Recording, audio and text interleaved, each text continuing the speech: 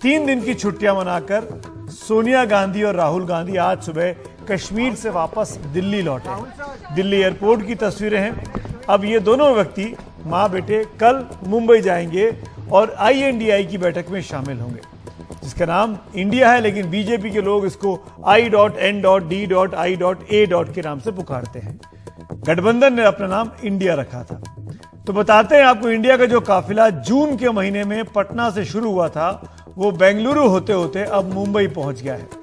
इस तीसरी बैठक को लेकर तरह तरह की खबरें आप पढ़ रहे होंगे, लेकिन आज हम आपको पूरी विश्वसनीयता के साथ ये बताएंगे कि मुंबई में परसों और नरसों यानी 31 और 1 तारीख को क्या होने जा रहा है, कहां पर विपक्षी गठबंधन को दिक्कतों का सामना करना पड़ेगा, वो मुद्दे भी आपके सामने रखेंगे। सबसे पहले आपको बताएं कि 23 जून को पटना की बैठक में तमाम विरोधी एक साथ एक मंच पर आए थे। तब तक इसका नाम इंडिया नहीं रखा गया था। विरोधी मैं इसलिए कह रहा हूं कि ममता और लेफ्ट एक साथ थे, केजरीवाल और कांग्रेस एक साथ बैठे थे, अखिलेश यादव और कांग्रेस ये लोग एक साथ एक जगह पर बैठे थे। ये काम नीतीश कुमार ने करके दिखाया था, आसान काम नहीं था। इसके बाद ये कारवां पहुंचता है बेंगलुरु में। ये कारवां आगे बढ़ा और एक नाम दिया गया बेंगलुरु की बैठक के साथ, जिसका नाम रखा गया इंडिया, INDIA। और यह भी तय किया गया बेंगलुरु की बैठक में कि ज्यादातर सीटों पर बीजेपी के उम्मीदवार के सामने 2024 के चुनाव में विपक्ष अपना एक उम्मीदवार ही उतारेगा, यानी फेस ऑफ होगा, 1 to 1 का मुकाबला होगा। और यह भी तय हुआ कि दिल्ली में एक सचिवालय बनाया जाएगा और इस अलायंस का एक कन्वेनर बनाने के बारे में भी बेंगलुरु में घोषणा की गई थी।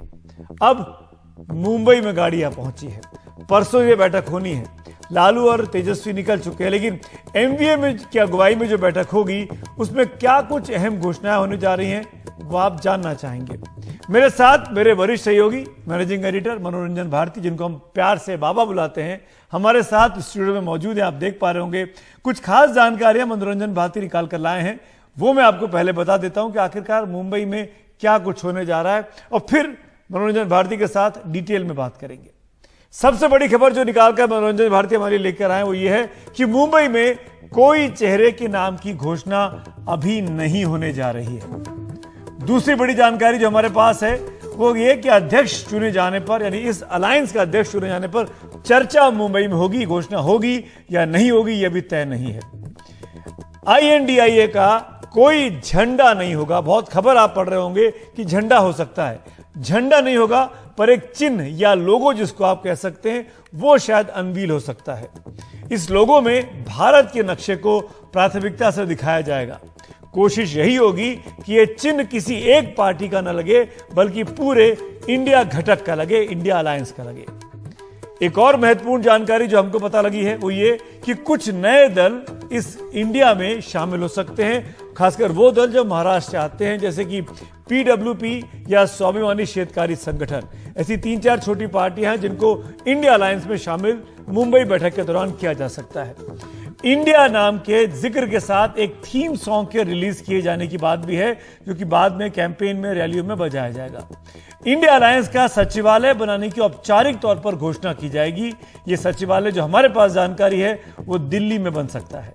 इसका मुख्य काम सचिवालय का यह होगा कि जो पार्टियों के बीच आपस में अंतर विरोध है उस पर चर्चा कराना और उसका समाधान निकालने की कोशिश करना, ताकि आपस में लोगों के बीच में मतभेद ना दिखाई दे।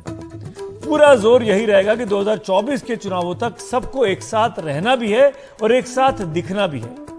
सचिवालय को चलाने के लिए बड़ी पार्टियों के 11 मेंबर्स को बनाकर एक कमेटी बनाई जाएगी। इसके साथ 3 सब ग्रुप की घोषणाएं की जाएगी, जो 6-6 मेंबर उसमें हो सकते हैं।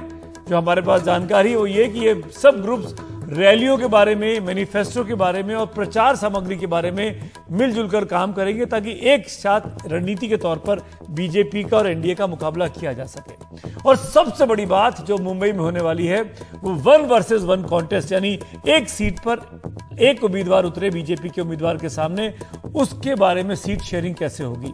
तो यह तय हो रहा है कि राज्य में जो बड़ी पार्टी होगी उस पार्टी की अगुवाई में इस अलायंस को हम आगे बढ़ाएंगे। जैसे अगर फॉर एग्जांपल यूपी में 80 सीटें हैं और सपा वहां पर सबसे मजबूत पार्टी है, तो सपा, कांग्रेस और आरएलडी आपस में बैठकर तय करेंगे किसको कितनी सीटें देनी है। इसी तरीके से बिहार में जेडीयू, आरजेडी, कांग्रेस और जो बिहार की एक दो छोटी पार्टियां अलायंस में, वो मिलकर तय करेंगे कि किसको कितनी सीटें देनी है।